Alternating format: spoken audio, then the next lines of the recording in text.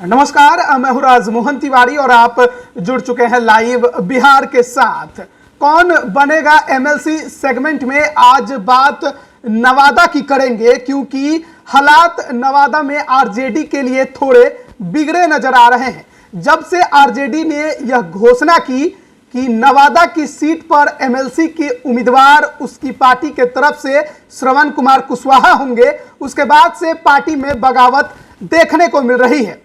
अब सबसे पहले यह जान लेते हैं कि नवादा का समीकरण क्या है और नवादा की सीट का इतिहास क्या रहा है। नवादा वो सीट है जहां 2003 से लगातार सलमान रागिब एमएलसी बनते आ रहे हैं। 2003 में निर्दलीय जीते और उसके बाद 2009 और 2015 में जेडीयू के टिकट पर चुनाव जीते। हालांकि इस बार उनके चुनाव लड़ने को लेकर संशय दिख रहा था, क्योंकि कई लोग ऐसा मान रहे थे कि उनकी सेहत ठीक नहीं है, जिस वजह से शायद जेडीयू अपना उम्मीदवार बदल देगी। लेकिन अभी तक पार्टी ने आधिकारिक ऐलान तो नहीं किया है कि नवादा की सीट से जेडीयू का उम्मीदवार कौन होगा, लेकिन यह माना जा रहा है कि सलमान रागिब ये अड़ गए हैं कि इस बार भी वही जेडीयू के तरफ से उम्मीदवार होंगे और शायद पार्टी उन्हें अपना आधिकारिक उम्मीदवार भी बना देगी। अब बात कर लेते हैं 2015 की, क्योंकि 2015 में बिहार का राजनीतिक समीकरण थोड़ा बदला हुआ था। उस दौरान आरजेडी, जेडीयू और कांग्रेस एक साथ थे, बीजेपी, रालोसपा और लोजपा एक साथ।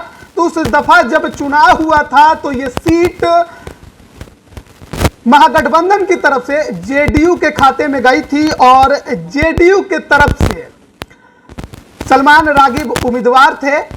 दूसरी तरफ बीजेपी एनडीए से उसने अपना उम्मीदवार श्रवण कुमार कुशवाहा को बनाया था। यही श्रवण कुमार कुशवाहा जो अब आरजेडी के उम्मीदवार इस बार बनाए गए हैं। 2015 में चुनाव हुआ था तो श्रवण कुमार कुशवाहा लगभग 150 वोटों से चुनाव हार गए थे जेडीयू उम्मीदवार से।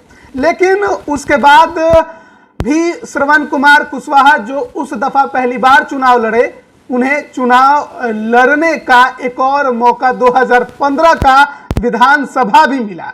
उस दौरान वो गोविंदपुर, जो कि नवादा जिले का ही एक विधानसभा सीट है, वहां से उन्होंने अपनी उम्मीदवारी दी निर्दलीय, लेकिन लगभग 8000 वोट उन्हें मिले और वो चौथे नंबर पर रहे।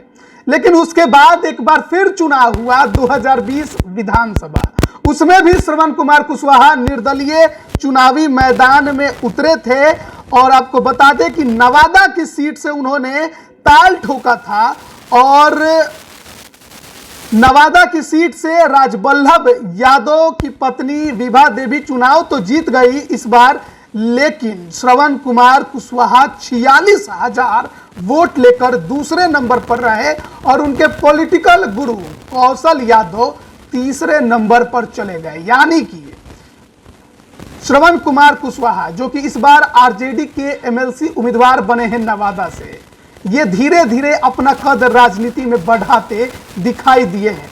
2015 के एमएलसी चुनाव में जीतते जीतते हार गए, क्योंकि बीजेपी नेताओं का ही उन्हें सपोर्ट नहीं मिला। उसके बाद 2015 का विधानसभा चुनाव गोविंदपुर से लड़ा, चौथे नंबर पर निर्दलीय रहे। लेकिन 2020 का विधानसभा चुनाव नवादा की सीट से लड़ते हैं और अपने पॉलिटिकल गुरु कौशल यादव को ही तीसरे नंबर पर धकेलकर दूसरे नंबर पर आ जाते हैं। आपको बता दें कि नवादा में जब भी लड़ाई होती है तो बात राजबल्लभ यादव और कौशल यादव की जरूर होती है। कहा जाता है कि भले प्रत्याशी कोई भी हो, लेकिन असल लड़ाई इन दोनों के बीच होती है। आरजेडी को लेकर यह माना जाता है कि नवादा में आरजेडी का क्या होगा ये राजबल्लभ यादव तय करते हैं। लेकिन इस बार एमएलसी के चुनाव में यह तिलिस्म भी टूटता दिखाई दे रहा है, क्योंकि राजबल्लभ यादव और उनके करीबी किसी और को एमएलसी उम्मीदवार बनाना चाहते थे, लेकिन शायद आरजेडी के नेतृत्व ने उनकी बातों को ठुकरा दिया, उनकी मांगों को ठुकरा दिया और उस श्रवण कुमार कुशवाहा को अपना उम्मीदवार बनाया जिसका कभी कोई नाता ही आरजेडी से नहीं रहा है। राजबल्लभ यादव के बारे में कहा जाता है कि उनके भाई विनोद यादव और भतीजे अशोक यादव को उम्मीदवार बनाने की उनकी मांग थी। साथ ही साथ जो नवादा के पिछले 8 वर्षों से जिलाध्यक्ष हैं महेंद्र यादव, वो भी उम्मीदवार बनने की रेस में थे, लेकिन आरजेडी ने सबको अनदेखा करते हुए बीजेपी के कभी प्रत्याशी रहे जिसका कभी आरजेडी से कोई नाता नहीं रहा, उसे नवादा से अपना उम्मीदवार बनाया है। वहीं दूसरी तरफ अगर बात करें एनडीए की, तो जेडीयू से शायद एक बार फिर आपको सलमान रागिब चुनाव लड़ते नजर आए। निवर्तमान एमएलसी हैं वहां के, लेकिन यह भी खबरें आ रही थी कि कौशल यादव जो कि एक बड़ा चेहरा है वहां पर, वो शायद चुनाव लड़ने की इस बार मंशा पाले हुए थे। वो अपनी पत्नी पूर्णिमा यादव को एमएलसी का टिकट दिलाना चाह रहे थे अब जेडीयू के तरफ से, लेकिन सलमान रागिब जो कि उनके करीबी बताए जाते हैं वो अड़े हुए हैं कि वो इस बार भी चुनावी मैदान में उतरेंगे। तो ऐसे में शायद आपको एक बार फिर सलमान रागिब ही एनडीए के तरफ से नवादा में ताल ठोकते नजर आए। लेकिन समस्या थोड़ी आरजेडी के लिए यहां गंभीर हो गई, क्योंकि श्रवण कुमार कुशवाहा को उम्मीदवार बनाने के वजह से राजबल्लभ यादव और उनका खेमा नाराज हो गया है। लेकिन यह भी कहा जाता है कि तेजस्वी यादव अपने कुनबे को एकजुट करने में लगे हुए हैं। पिछले दिन उन्होंने बयान भी दिया था कि सीट एक है और उम्मीदवार कई। ऐसे में पार्टी हित को सर्वोपरि मानते हुए ही कोई भी निर्णय लिया गया है और जो अन्य लोग हैं उन्हें भी पार्टी के निर्णय का पालन करना चाहिए, पार्टी के साथ रहना चाहिए। अब देखना होगा कि यहाँ की जो चुनावी लड़ाई है वो किस प्रकार से आगे बढ़ती है।